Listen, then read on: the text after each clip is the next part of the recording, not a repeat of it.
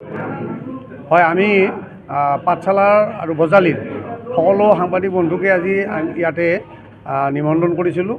অসম গণ পৰিষদ কেন্দ্ৰীয় সমিতিৰ নিৰ্দেশমৰ্মে আমি পাঠশালাৰ এই কাৰ্যালয়তে সকলোকে আমন্ত্ৰণ কৰিছিলোঁ মত বিনিময় অনুষ্ঠানলৈ, আৰু সকলোকে ইংৰাজী নৱবৰ্ষৰ শুভেচ্ছা তথা আগন্তুক ভোগালী বিহুৰ সকলোকে শুভেচ্ছা জনাইছোঁ। অনাগত ২৬ চনটো সকলোৰে বাবে সুখৰ হওক, মংগলময় হওক, তাৰে কামনা কৰিছোঁ। বজালী নিশ্চিত বুলি ঘোষণা কৰিছে, সেই সন্দৰ্ভত বিশদভাৱে আপুনি জনাব লাগে। বিশদভাৱে জনোৱাৰ আগতে মই আপোনালোকক কওঁ, ২৬ নিৰ্বাচনটো অসম গণ পৰিষদ ভাৰতীয় জনতা পাৰ্টীৰ কাৰণে মানে সুখৰ হওক, তাৰে আমি কামনা কৰিছোঁ।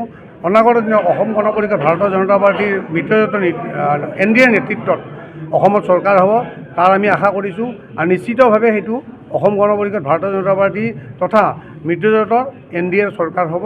আৰু বজালী সমষ্টিটো অসম গণ পৰিষদ ভাৰতীয় জনতা পাৰ্টীৰ মিত্ৰজোঁটে আমি নিশ্চিতভাৱে আশা কৰিম যে বজালী সমষ্টিটো অসম গণ পৰিষদে প্ৰতিদ্বন্দ্বিতা কৰি নিৰ্বাচিত হৈ অসম চৰকাৰৰ আমাৰ নেতৃত্বাধীন চৰকাৰত বিধায়ক হিচাপত অংশগ্ৰহণ কৰিবলৈ সুযোগ পাব। কিমান নিশ্চিত? ইয়াত কেবিনেট মন্ত্ৰী আছে কিন্তু বিজেপিৰ। হয়, ভাৰতীয় জনতা পাৰ্টীৰ নেতৃত্বত থকা আমাৰ এই সমষ্টিটো মাননীয় ৰঞ্জিত কুমাৰ দাসদেৱ ইয়াতে তেখেতে বিধায়ক হৈ নেতৃত্ব লৈ আছে। যিহেতু মিত্ৰজোঁট কোনটো সমষ্টি কোন দিশে যায় সেইটো আমাৰ অসম গণ পৰিষদ আৰু ভাৰতীয় জনতা পাৰ্টী কেন্দ্ৰীয় নেতৃত্ব সিদ্ধান্ত গ্ৰহণ কৰিব। আৰু আমি আশাবাদী, ১০০% আশাবাদী যে অসম গণ পৰিষদ দলে ইয়াতে প্ৰাৰ্থিত্ব পাব।